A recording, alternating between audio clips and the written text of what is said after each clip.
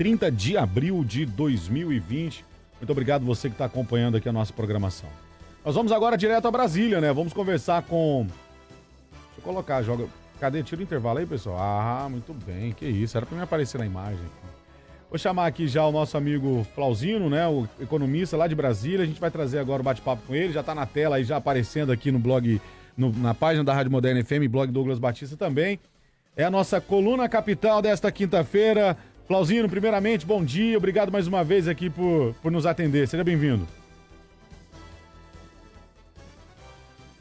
Geisa, aos ouvintes aí da rádio. Estamos aí mais uma vez para a coluna capital de todas as quintas-feiras no jornal Hora 8 de Notícias. Bom, o que você preparou para a gente hoje? Qual o tema que você vai discutir aqui hoje? O tema de hoje é sobre um plano que foi anunciado na quarta-feira, dia 22 da semana passada. Chama-se Pro Brasil. E ele foi, assim, ofuscado, né? Ele foi, assim, quase que soterrado pelas notícias depois da saída do ex-superministro Moro da Justiça, né? Então, a gente viu que uma política inovadora, né, para o tal governo do Bolsonaro, uma política que vem de encontro aos anseios da população, que é aquilo que a gente estava tratando já desde a primeira coluna que a gente estreou aqui na Rádio Moderna FM, e que a gente só via saída nesse momento de crise através de um plano econômico diferente da qual se estava utilizando até então, né? Na verdade, desde 2016 até agora, né? Até 2020, o plano econômico é o mesmo do Temer e do Bolsonaro, né? Então, não tem mudança, porque é uma política econômica que está atrelada com um teto de gastos, contingenciamento público de recursos. Então, esse Pró-Brasil, ele vem com uma missão, né? A missão dele é criar uma nova saída para o Brasil. Mas, assim, de uma forma embrionária, de uma forma ainda muito incipiente, mas foi uma tentativa honrosa do senhor Braga Neto, ministro da Casa Civil. Uhum. Então, o que tem de diferente? Como o Paulo Guedes, desde que assumiu o Ministério da Economia, ele vem cortando gastos de saúde, gasto de pesquisa, gasto de segurança pública, de abastecimento, de agricultura, ele cortou tudo.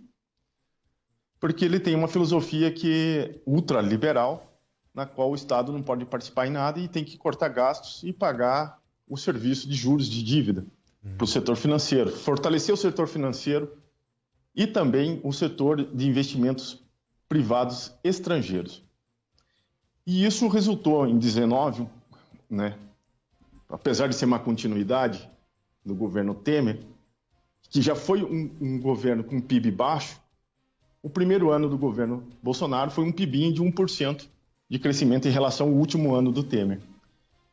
E com desemprego de 12% da população economicamente ativa, e assim com 70 milhões de pessoas de desemprego e subempregos e tudo mais.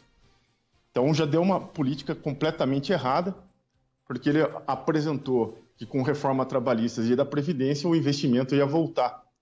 E em 2020 a política continuou. Só que tem um elemento novo. Um elemento novo chama-se o coronavírus, na qual se exigiu o isolamento social, fim de atividades, a reclusão das pessoas, dos trabalhadores, dos empresários, de todo mundo, para que se não alastrasse mais a doença. Então, a projeção para esse ano, em relação ao PIB do ano passado, é de uma queda de 10%.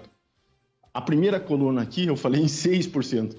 Em 15 dias, a projeção piorou mais ainda. Então, o governo precisava ter aí uma saída e uma resposta para a população, e uma resposta que fosse, no minimamente, plausível, né? Então, o Braga Neto assume a responsabilidade e, sem a presença da equipe do Guedes, apresenta o Pro Brasil, que é dividido em duas partes, né? Um setor que chama-se Ordem, no qual ele vai tentar arrumar todo o ordenamento jurídico, e o Progresso, que vai ser os investimentos, algo de torno de 30 a 50 bilhões de dinheiro público e 250 bilhões de investimento estrangeiro, privado, em concessões, privatizações e tudo mais. Isso é um fato inovador para essa equipe. Paulo Guedes e os seus parceiros no governo, que é o Saxida e o Salim Matar, que é dono da Localiza, empresa de aluguel de carro, que ele não quer e não concorda, não acha que a política econômica tem que ser invertida e colocar na mão do Estado a saída da crise. Se você quiser fazer alguma participação, fique à vontade. E saíram criticando esses dois aí, o Matar e o Saxida, falando que era um novo PAC 3, a continuação da Dilma, enfim, todas as questões de teto de gasto, aquela coisa toda. Não poderia utilizar recursos públicos para alavancar a economia. Bom, analisando o Pro Brasil, ele ainda é muito pouco, porque o que já estava previsto para o orçamento do ano passado para investimento era 56 bilhões. Você colocar mais 50, você dobra, mas também não resolve. O que vai ser o Brasil pós-crise? Porque o efetivo início do Pro Brasil está previsto para outubro. Então, sem calendário, sem um ordenamento de gastos, no que vai investir, que tipo de infraestrutura. Então, está incipiente ainda nesse ponto, mas porque está no início. Mas uma projeção até 2030, isso é muito pouco, né? Então, a gente precisa de alguma coisa também mais efetiva, mais contundente, porque senão a gente não tem como sair da crise. O que é importante? É injetar na economia nacional recursos suficientes para que aqueça a demanda para a produção que vai vir para 2020 e 2021. Né? Final de 2020 e início de 2021. As empresas precisam ter garantia que vão produzir e ter quem comprar. Esse é o desafio. Todos os outros países do mundo estão abolindo qualquer tipo de sistema privado, porque sabe que está todo mundo engessado. Estão usando recursos dos governos estatais, nacionais, para que se alavanque a economia. É um novo paradigma de futuro, uma nova visão de economia que a gente já viu, e isso no passado. Podemos citar o exemplo do período entre a Primeira Guerra e a Segunda Guerra Mundial, que teve uma crise, tanto econômica como sanitária, teve a gripe espanhola e tudo mais, que só se saiu com fim de austeridade fiscal, com fim de teto de gastos do setor público e investimento pesado em ciência, tecnologia, saúde, para que as pessoas pudessem ter renda. Daí a economia se retomou. No Brasil, é historicamente comprovado que com a industrialização feita pelo Getúlio através do Estado, na década de 30, Juscelino Kubitschek, na década de 50, e até o segundo PND do Geisel, foram importantíssimos para a industrialização do país e desenvolvimento do Brasil. Fazer política de austeridade num país subdesenvolvido, que está sofrendo com a crise, e falar que é o teto que nos protege, como deu a declaração do Paulo Guedes ontem, não é o teto que nos protege, é o telhado, né? Então, a gente pode subir mais um pouco. O teto não é o limite. O teto que está nos prejudicando hoje. Por causa desse teto que a gente não tem recursos para comprar respirador, não tem recursos para incentivar o SUS a combater o vírus, a ter suporte de leitos, a ter máquinas e equipamentos para a população e também renda suficiente para garantir que o povo fique nas suas casas sem correr risco de contaminação.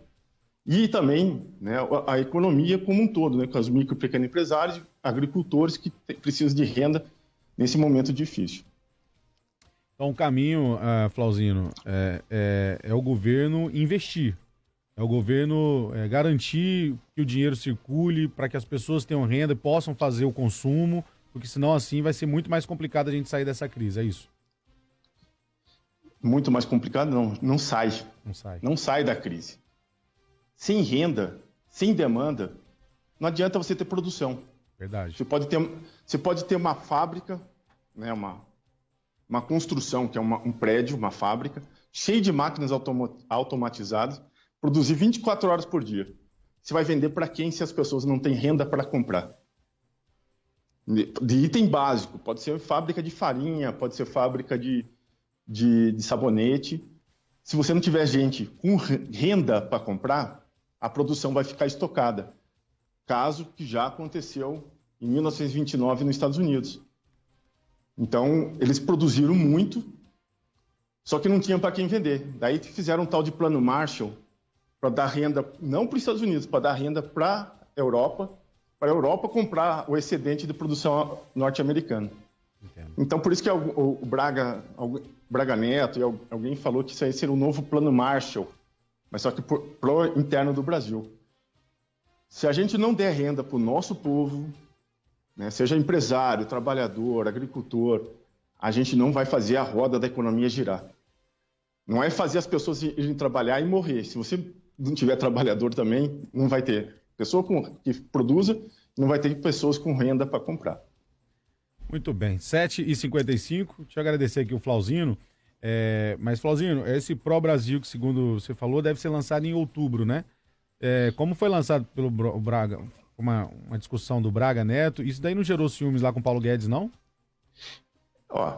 E isso está gerando uma crise, mais uma crise dentro do governo, né? Já tinha uma crise de postura de combate ao coronavírus, agora tem uma crise de postura de políticas econômicas. O Guedes é completamente contrário, ele está sendo enquadrado, entre aspas, né, a forma assim, engolir goela abaixo, uma política econômica que ele não acredita, que ele não é a fim de fazer, mas é a única saída que o governo Bolsonaro tem para fazer. Então, e isso vai gerar um conflito, quer dizer, já está gerando, tanto que ontem, segunda e terça, tiveram que fazer reuniões para segurar e acalmar os ânimos internos do governo, porque tem duas economias sendo tocadas dentro do governo, a do Guedes e do Braga Neto. Então, espero que a do Braga Neto ganhe, porque é a única que a gente consegue deslumbrar uma saída. Mas eu acho que ainda está muito cedo para achar que isso vai ser suficiente. Eu acho que ela teria que já começar desde agora e ter mais participação do governo e do Estado na economia. E é bom lembrar, se alguém perguntar, Douglas, porque sempre tem pessoas, os ouvintes, que acabam falando assim, mas não tem recurso. Semana passada o Guedes liberou 1,3 trilhões de reais para sanear o setor financeiro. Então, aí que está a divisão de quem está querendo alguma coisa para a economia real, para a vida das pessoas, e quem está querendo ajudar os seus amigos donos de banco, porque o Guedes é um banqueiro, dono de fundos de pensão, especulador de bolsa, e teve fundador de banco e tudo mais, acionista de banco. Então, ele tem um viés muito claro que ele faz política para os grandes banqueiros e não para a população. Então esse é o nosso recado de hoje para a nossa coluna Capital. Flauzino, obrigado mais uma vez, sucesso para você em Brasília e a Rádio Moderna FM sempre à disposição aqui, tá bom? Eu que agradeço, um bom dia e até a próxima quinta. Até a próxima quinta. Muito bem, tá aí o Flauzino participando com a gente aqui ao vivo. Obrigado mais uma vez aqui o Flauzino. Boa coluna, né? Acho que é um assunto muito importante de ser discutido neste momento. Há uma, segundo o Flauzino aí, há uma, como eu posso dizer, né, Geis? Há uma divergência de ideias lá no Ministério da Economia. Isso daí pode gerar mais uma crise institucional política também no governo Bolsonaro, né? Obrigado mais uma vez aqui ao nosso amigo Flauzino, que colaborou aqui com a coluna Capital. Geisa, as últimas de hoje. Vamos lá, Douglas, e falando de coronavírus, né? O Reino Unido se tornou o segundo país com maior número oficial de mortes por coronavírus na Europa. Houve um aumento aí de quase 5.000 casos em apenas 24 horas. O Serviço Público de Saúde britânico informou que desde o primeiro registro